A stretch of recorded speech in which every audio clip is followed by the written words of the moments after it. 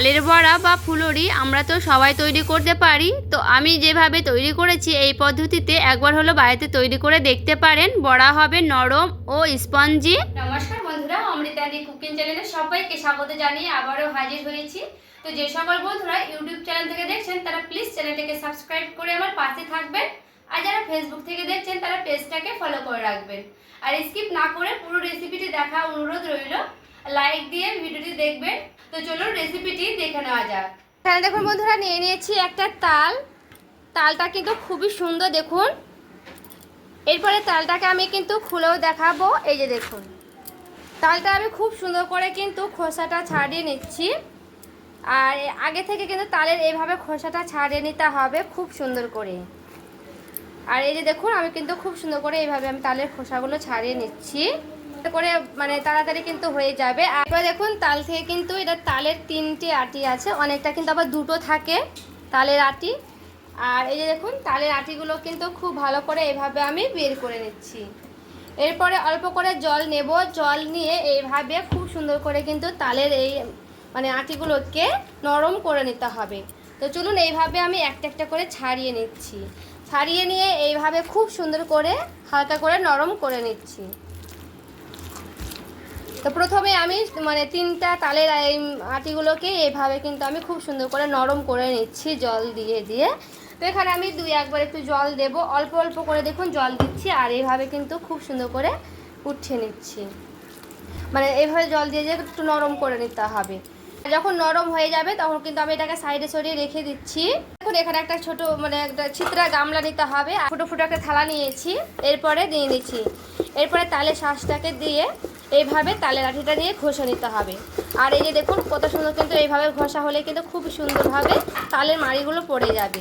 তো এইভাবে দেখুন আমি খুব ভালো করে এই যে ঘষে নিচ্ছি।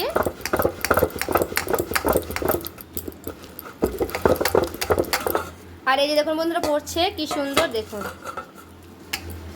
এখানে দেখুন আমার খুব ভালো করে কিন্তু তালের দেখুন পাল্পগুলো কিন্তু বের করানো হয়ে গেছে, আর 3টে আটি কিন্তু ঘষে নিয়েছি।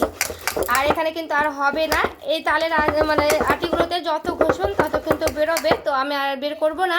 তো এখানে দেখুন সবগুলো কিন্তু আমার করানো হয়ে গেছে। আর এই যে দেখুন কতগুলো কিন্তু হয়েছে। এরপরে আমি এখানে নিয়ে নিচ্ছি চিনিটা এখানে আমার পরিমাণ মতো দিয়ে দিলাম। মানে যেমন মিষ্টির পছন্দ হবে যার যেমন, সে তেমন কিন্তু দিয়ে দিতে পারবেন। চিনিটা কিন্তু এখানে নিজেদের পছন্দ মতন দিয়ে দেবেন, তাহলে কিন্তু বেশি ভালো হবে। তো দেখুন চিনিটা আর তালের সেই পাল্পটা দিয়ে এইভাবে খুব সুন্দর করে কিন্তু মিশিয়ে নিচ্ছি।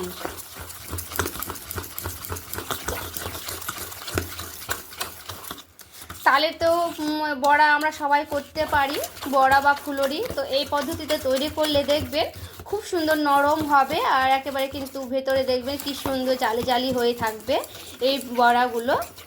তো খুব ভালো করে কিন্তু এখানে মিশিয়ে নিতে হবে সেই মানে তালের পাল্প দিয়ে আর সেই চিনি দিয়ে।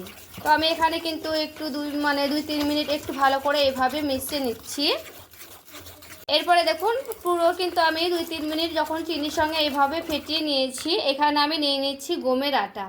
এখানে চাইলে কিন্তু রুল ময়দাও নিতে পারেন। তো এখানে আমি গমের আটা দিয়েই তৈরি করব আজকে এই মানে বড়াগুলো।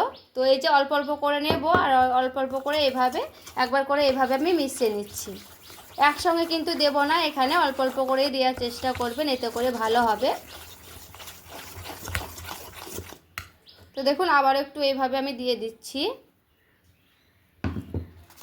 যেমন পরিমাণে লাগবে তেমন কিন্তু পরিমাণটা দিয়ে দিতে হবে, কারণ এখানে একসঙ্গে দিলে তখন খুব একটা শক্ত হয়ে যেতে পারে, আবার কিন্তু খুব একটা নরমও হয়ে যেতে পারে। তার জন্য কিন্তু আমি এখানে অল্প অল্প করেই দিচ্ছি।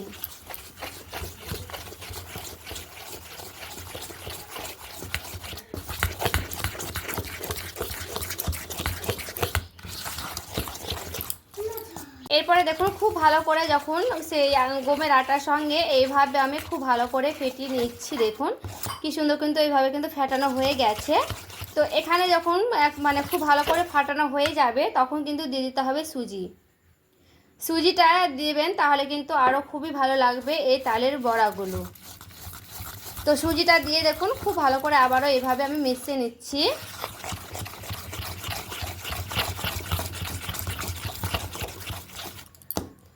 2 বাটির মতো দিচ্ছি সুজিটা আপনাদের পরিমাণ মতো কিন্তু দিয়ে দিবেন, যেমন পরিমাণে লাগবে সেই পরিমাণে কিন্তু দিয়ে দিতে পারেন। তো এখানে কিন্তু পুরোপুরিভাবে যখন চিনিটা গলে যাবে তখন কিন্তু একটু চেক করে নিতে পারবেন যে মিষ্টিটা কেমন হয়েছে। আপনারা যেমন মিষ্টি পছন্দ করেন তেমন কিন্তু মিষ্টিটা দিয়ে দেবেন। এখানে চিনিটা কম হলে অল্প করে আবার কিন্তু চিনিটা অ্যাড করে দিতে পারবেন। তো খুব ভালো করে কিন্তু এভাবে ফেটিয়ে নিচ্ছি। আর দেখে বুঝতেই পারছেন কেমন করে আমি ফাটাচ্ছি। এখানে কিন্তু হাত দিয়ে খুব ভালো করে কিন্তু ফেটিয়ে নিতে পারবেন। তো আমি একটু হাত দিয়েও কিন্তু খুব ভালো করে দেখুন ফেটিয়ে নেব। হাত দিয়ে কিন্তু বেশি ভালো হয়, যে কোনো জিনিস হাত দিয়ে কিন্তু ভালো হয়, হাতের মতো কিন্তু লাগে না চামচ দিয়ে বা হুইক্সের সাহায্যে। এভাবে আমি হাত দিয়ে কিন্তু খুব সুন্দর করে দেখুন একটু ফেটিয়ে নিচ্ছি। তো আপনারা কিন্তু এইভাবে হাত দিয়ে একটু ফেটানোর চেষ্টা করবেন, চাইলে না হলে কিন্তু হুইক্সের সাহায্যে কিন্তু এভাবে করে নিতে পারবেন। আর এখানে দেখুন আমি কিন্তু একটু পরিমাণে মানে জল কিংবা দুধ একটু কিন্তু দিইনি। এখানে আমার জল কিংবা দুধ কিছুই লাগবে না, যে আমি মানে তালের পাল্পটা দিয়ে কিন্তু খুব সুন্দরভাবে এইভাবে গুলে নিতে পারবেন খুব ভালো করে। তো দেখুন এইভাবে কিন্তু আমি খুব সুন্দর করে একটু ফেটিয়ে নিচ্ছি। এক্ষেত্রে যদি পাতলা মনে হয় তবে কিন্তু এখানে আবারও কিন্তু আটা অ্যাড করে দিতে পারবেন। তো এখানে আমার অল্প লাগবে, কিন্তু যেহেতু সুজি দিয়েছি সুজিটা কিন্তু ফুলে যেতে পারে, তার জন্য পরে দেব। এইভাবে ফাটাতে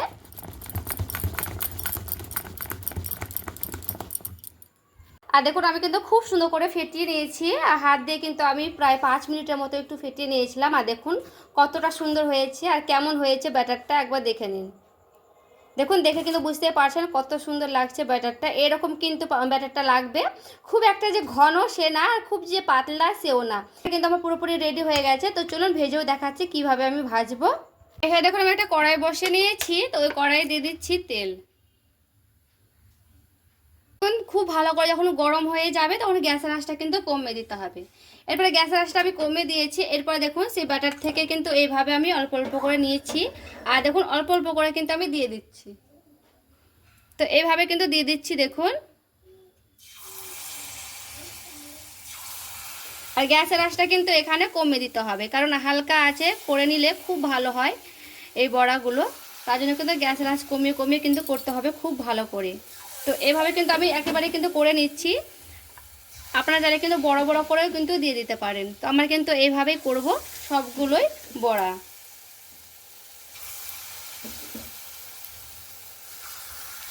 আর এখানে দেখো সবগুলো কিন্তু আমি দিইনি, মানে আমার অনেকবার কিন্তু লাগবে, অনেক ব্যাচ ভাজতে হবে। তো এখানে দেখুন এইগুলোকে দিলাম।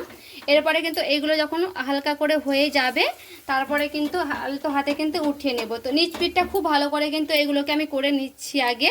এখন যেগুলো প্রথমে আমি দিয়েছিলাম ওইগুলোকে হালকা করে উল্টে নিচ্ছি, কারণ ওইগুলো কিন্তু বেশি মানে শাঁকা হয়ে যাবে তার জন্য। তো দেখুন ছোট ছোট করে দিয়েছি আর কত বড় বড় কিন্তু হচ্ছে। আর এখানে দেখুন খুব ভালো করে কিন্তু আমি উল্টে পাল্টে খুব ভালো করে দেখুন ভেজে নিয়েছি। আর দেখুন দেখতে কতটা সুন্দর লাগছে। এইভাবে কিন্তু ভেজে নিলে হয়ে যাবে। তো আমি এখানে মানে ছেঁকে উঠিয়ে নিচ্ছি।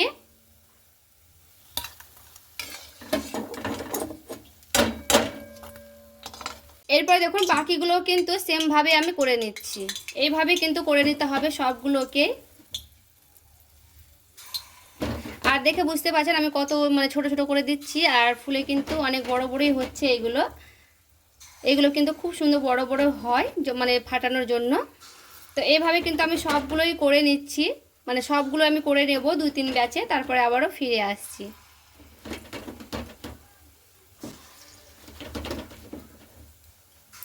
সবগুলো তালের বড়া আমি ভেজে নিয়ে চলে এসেছি। তো এইভাবে একবার হলো ট্রাই করে দেখবেন। তো সকলে ভালো থাকবে, সুস্থ থাকবেন। দেখা হচ্ছে আরও একটি রেসিপির সঙ্গে।